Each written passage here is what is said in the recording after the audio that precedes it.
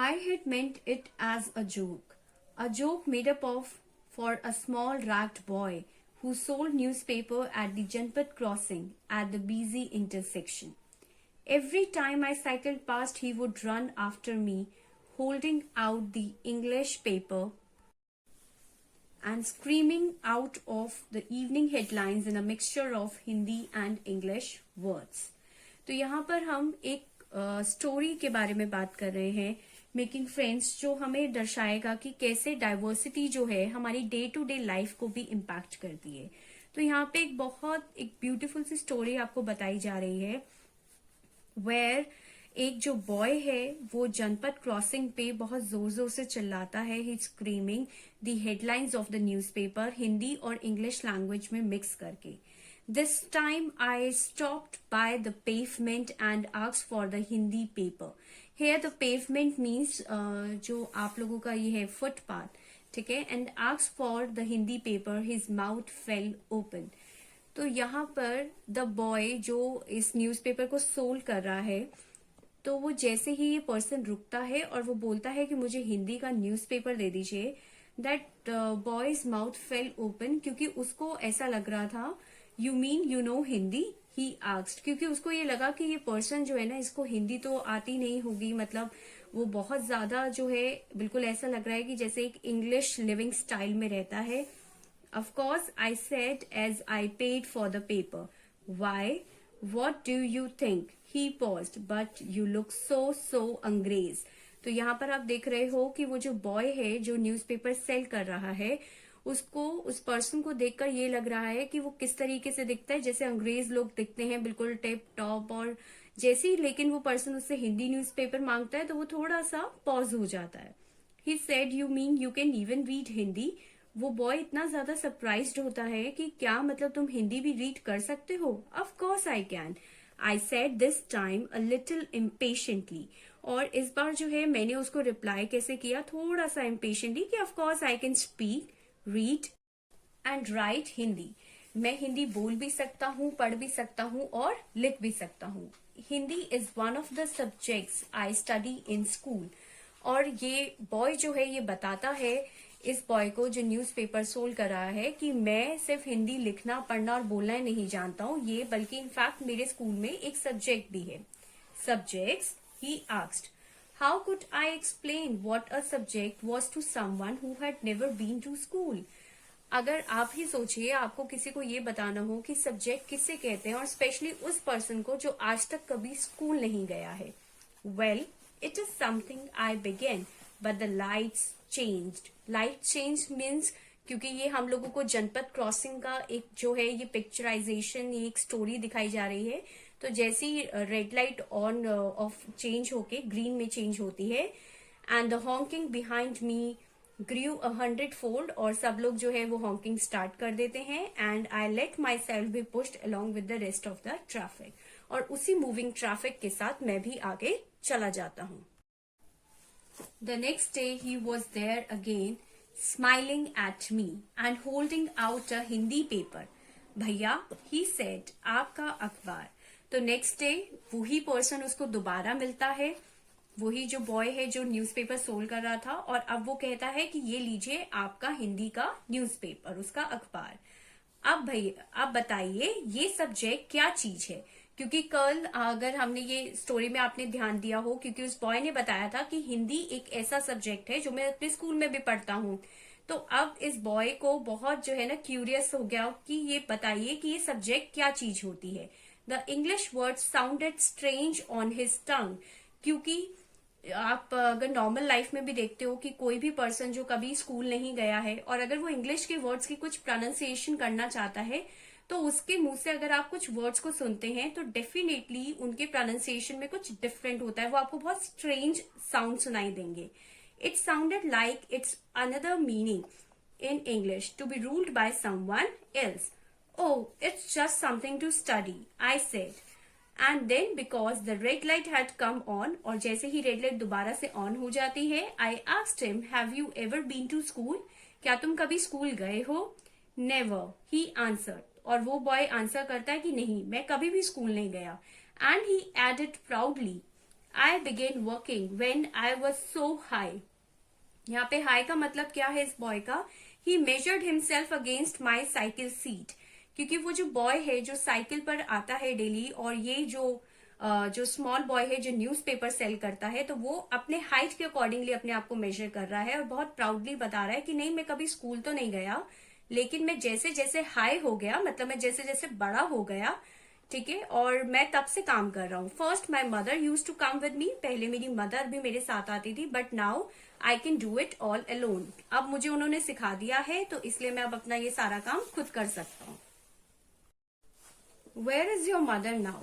आई asked, मैंने उससे पूछा कि अब तुम्हारी मदर कहाँ है. But then the lights change and I was off, और दोबारा से जो लाइट्स हैं वो रेड लाइट से ग्रीन लाइट में चेंज हो गई और मैं वहां से चला गया. I heard him yell from somewhere behind me, she is in Meerut with, the rest was drowned out. और जैसे जैसे मैं थोड़ा उससे दूर जाता गया उसकी वॉइस भी मुझे सुनाई देनी बंद हो गई, लेकिन यस, मेरे कान में कुछ तो सुनाई दिया था कि वो बता रहा था कि उसकी मदर मेरठ में है with, the rest is not clear to अस.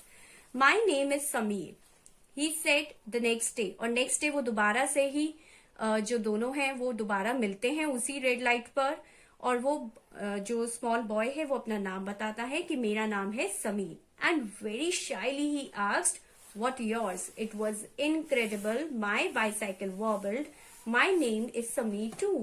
और देखिए ये कितना बड़ा कॉन्फिडेंस है कि जो पर्सन, जो बॉय है जो न्यूज़पेपर सेल करता है उसका नाम भी समीर है, और जो साइकिल पे उसको मिलता है डेली उसका नाम भी समीर है. I said, what? His eyes lit up. Yes, I grinned at him. It's another name for Hanuman's father. और Hanuman, because it is a god, it is a name of a god, और उनके father का जो नाम है, it is the another name, उनके नाम को भी बुलाया जाता है Sameer. You know, so now you are Sameer 1 and I am Sameer 2. और वो बॉय कहता है कि ठीक है, अब हम क्योंकि दोनों का ही सेम नेम है तो कैसे पहचानेंगे, तो आपको मैं बुलाऊंगा समीर 1 और मैं हूँ Sameer 2. He said triumphantly. Something like that, I answered, and then I held out of my hand. हाथ मिलाओ समीर 2. और वो बोलता है कि चलो अपना हाथ दो मुझे. His hand nestled in mine like a little bud. I could still feel its warmth as I cycled away. The next day, he did not have his usual smile for me. और next day जब वो दोनों दोबारा से मिलते हैं तो जैसे उस बॉय के फेस पे जो एक स्माइलिंग फेस होता था और जिस स्माइल के साथ वो डेली उससे मिलता था वो सेम स्माइल नहीं थी. There is trouble in Meerut, he said, उसने बताया कि मेरठ में कुछ बहुत ज्यादा ट्रबल हो गया है. Many people are being killed there in the riots, और कुछ कम्युनल राइट्स वहां पे छिड़ गए हैं, ऐसा मुझे हेडलाइंस के थ्रू भी पता चला है. और मेरी मदर मेरठ में है, ठीक है, तो वहां पे she is in trouble. But Sameer, I begin, I am a Muslim Sameer, he said in answer. और वो बताता है कि मैं जो हूँ, मेरा जो नाम है समीर, मैं क्या हूँ, I am a Muslim Sameer, and all my people are in Meerut. और मेरे जितने भी रिलेटिव्स हैं जिनको मैं जानता हूँ वो सब के सब मेरठ में है. His eyes filled with tears, और उसकी आंखों में आंसू भर आते हैं. And when I touched his shoulder, और जैसे ही मैं उसके कंधे पे हाथ रखता हूँ, he would not look up, और वो मुझे ऊपर नहीं देख पाता है. He was not at the crossing the day after, neither the day after nor ever again, and no newspaper in English or Hindi can tell me where my Sameer 2 has gone. और उस दिन के बाद से समीर 2 उसको कभी भी नहीं मिला उस पेवमेंट पर, उस रेड लाइट पर. और आफ्टर दिस उसको ये कभी ये आवाज सुनाई नहीं दी कि कोई भी इंग्लिश या हिंदी का न्यूज़पेपर उसको ये नहीं बता पाया कि उसका फ्रेंड समीर 2 जो है वो कहाँ चला गया. While Sameer 8 is more familiar with English, Sameer 2 speaks Hindi. यहाँ पर हमें कुछ डाइवर्सिटी उन दोनों के बीच में बता रहे हैं. आपने अभी तक जितनी भी स्टोरीज समझी, तो समीर 1 जो था वो इंग्लिश के साथ, इंग्लिश लैंग्वेज के साथ भी फैमिलियर था, लेकिन जो समीर 2 है वो सिर्फ हिंदी लैंग्वेज के साथ फैमिलियर था. Although they both are more at home in different languages, they still communicated with each other. दो उनके घर में जो है एक डिफरेंट लैंग्वेजेस बोली जाती है, एक डिफरेंट कल्चर से वो आए हैं, फिर भी वो दोनों आपस में कम्युनिकेट कर पाए. They made the effort to do so because this was what was important to them. Sameer 1 and Sameer 2 also come from different religious and cultural backgrounds.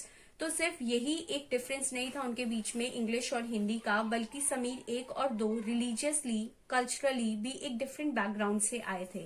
While Sameer 1 is a Hindu और समीर 2 जो था वो मुस्लिम था। Different religious and cultural backgrounds such as these are an aspect of diversity. तो ये सभी जो हैं, these all are the aspects of diversity. In addition to their diverse religious and cultural backgrounds, there are other ways in which Sameer 1 and Sameer 2 are different from each other. इनके अलावा भी और बहुत सारे डिफरेंसेस हैं जिनकी वजह से समीर 1 और समीर 2 एक दूसरे से डिफर हैं। For example, while Sameer 1 goes to school and Sameer 2 sells newspaper. Sameer 1 जो है उसके पास ये सारी फैसिलिटी थी, अपॉर्चुनिटी थी स्कूल जाने की और वो स्कूल जाता था, वेयर एज समीर 2 जो था वो न्यूज़पेपर सिर्फ सेल करता था। Sameer 2 did not have the opportunity to attend school.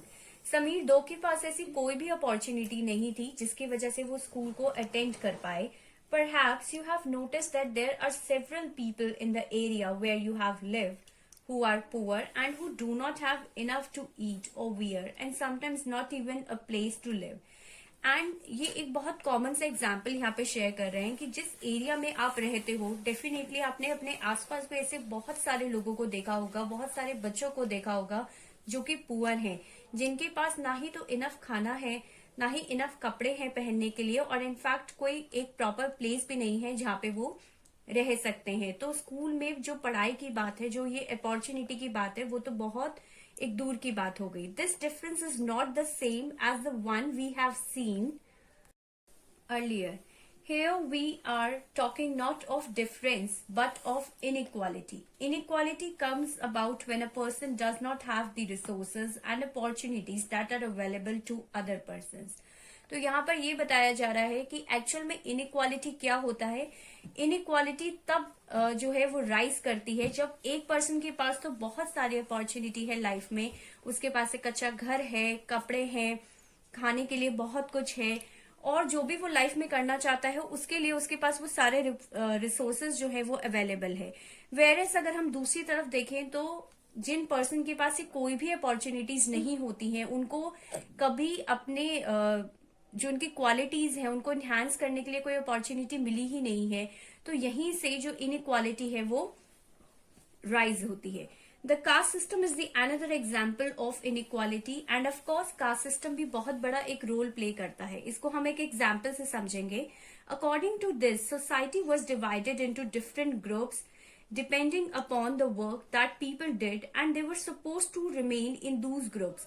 ऐसा अब से नहीं, बहुत पहले से ही ये माना जाता है कि सपोज मान लीजिए कि एक बच्चे के जो फादर हैं वो डॉक्टर हैं, तो ये एक बहुत कॉमन सी चीज है सोसाइटी के अंदर जो देखी जाती है कि अगर उसके फादर डॉक्टर है तो बच्चा भी डॉक्टर ही बनेगा बड़ा होके। सिमिलरली अगर किसी की मदर टीचर है तो बच्चा भी बड़ा होके टीचर ही बनेगा। तो उस और एवरी इंडिविजुअल इज डिफरेंट, यही जो सोसाइटी है वो ये चीज समझ नहीं पाती है। So if your parents were potters you could only become a potter, nothing else. तो यहाँ पर भी एक एग्जाम्पल दिया है कि मान लीजिए अगर आपके फादर जो है वो पॉटर है तो आप भी बड़े होकर वही बनेंगे। This system was considered irreversible. ये एक ऐसा सिस्टम है, एक ऐसी मेंटालिटी है जिसको चेंज नहीं किया जा सकता। And because you were not suppose to change your profession, it was not considered necessary for you to know anything more than what you needed in your profession.